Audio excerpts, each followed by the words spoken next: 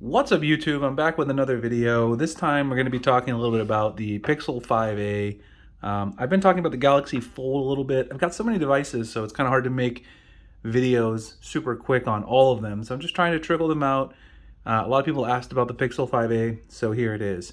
I've been using this device for about a week now. This is a great device for most people. You figure you're getting this device at a price point that makes a lot of sense. Google came out with the correct price here, and it offers a lot of value. So a couple of initial impressions about the Pixel 5a. First of all, the screen looks fantastic. One thing is you don't have 120 hertz refresh rate on this device. Hasn't really been a huge deal for me so far. Some people aren't huge fans of the lack of the 120 hertz refresh rate. It can be sometimes a little choppy when you're scrolling through something like Twitter, scrolling through your Twitter feed, but honestly for me, unless I have a 120 hertz device side by side, like, the Galaxy Fold here, if I have that side by side, I might notice it, but otherwise I really don't notice it that much. So the display is great.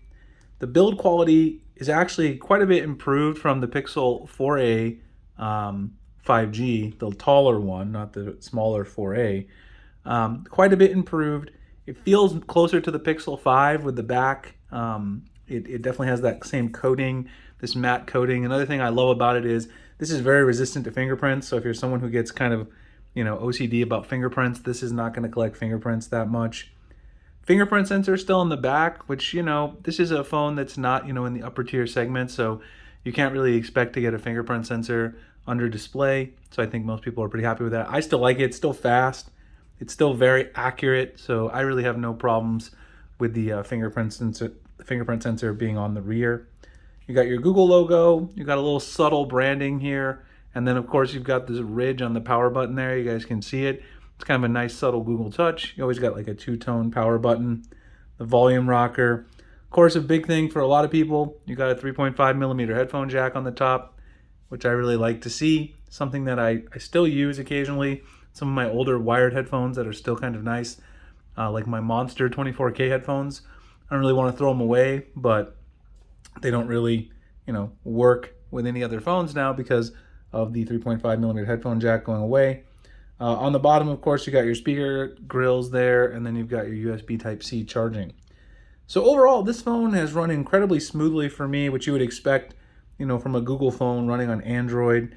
The only really annoying thing in terms of software so far to me is that they still haven't enabled the Pixel 5a for the Android 12 beta.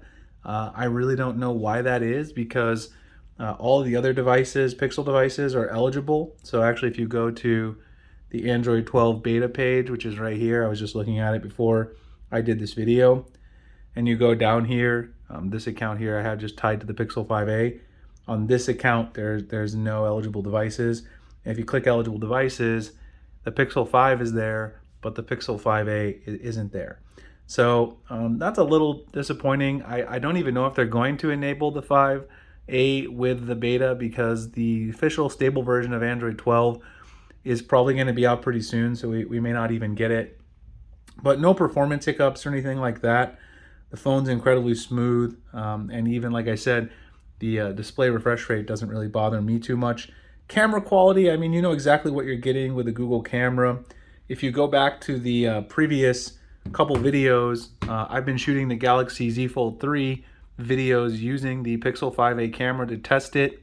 There are some overheating claims online, people saying they had overheating issues when shooting video for long periods of time. I didn't have any issues when I shot my videos. The previous video I made on the Fold 3 was fairly long. You guys have to go back to the last video I uploaded and see how long it was. I think it was around 10 minutes, and I didn't have any overheating issues. So far, I haven't noticed anything. And like I said, the quality is very good. I mean, I've used this to take some product shots. This is a comparison I did on the Fold 3 and the Galaxy S21 Ultra. This article is going to be coming over to XDA pretty soon. So again, I'll drop my link to my XDA profile. If you guys want to follow me over there, I'll have a comparison of the Fold 3 and the S21 Ultra. But I took all of these shots with the Pixel 5a, and they were really nice. Great detail, great macro shots. Even in low light, the Pixel 5a continues to impress. The other thing about this phone, just in terms of initial impressions, a lot of people have said this, battery life is beastly. This is actually my second day of using this. Is at 61%. That's the main reason I'm going to continue carrying this phone probably till the Pixel 6 and 6 Pro come out, along with the Galaxy Z Fold 3, because the Galaxy Z Fold 3 battery life is terrible. So the Pixel 5a, I'm guaranteed to have, you know, a phone that I can use all the time. If my Fold 3 is running low, then I don't have to worry too much about it, because this phone can go, you know, you could probably get 10 hours, maybe even 12 hours screen on time with this device. So it's very impressive overall. There really isn't anything that I feel like is a huge omission at this price point. Of course, there's some things that you might want to see on this phone that aren't on here. Like I said, the in-display fingerprint sensor, you know, a couple of other things that you might really be wanting, but they're features that you're going to get at a higher price point. For what you get at this price point, there really aren't any other phones that are offering this kind of value at this price. And also you're going to get the maximum number of updates because it is from Google. Notice that you can just see with my camera here, actually shows it pretty well. This phone is definitely not black though. It's like a hunter green color. I'm sure lots of people have seen this too online in pictures, but it's definitely not black. It's hunter green. Google's new case is actually really nice too. They decided to stop doing the fabric cases. This one's a silicone case, and you just pop it on there. It's just a one-piece case. Fits really well. You know, you got, again, a differentiated power button. This one's kind of a, I don't know, it's like a hyper orange. The camera doesn't do a great job picking this one up. It's a little bit brighter orange than it actually shows there. And then you got the same color Google logo at the bottom. So this case is nice. The thing is only 20 bucks. So, I mean, if you pick up a Pixel 5a, I definitely recommend the official Google case. Otherwise, if anybody has other questions about the Pixel 5a, I'll probably do a full review on this one as well. Maybe a couple other videos here. Maybe if they get the Android 12 beta, maybe I'll do a video on that on here too.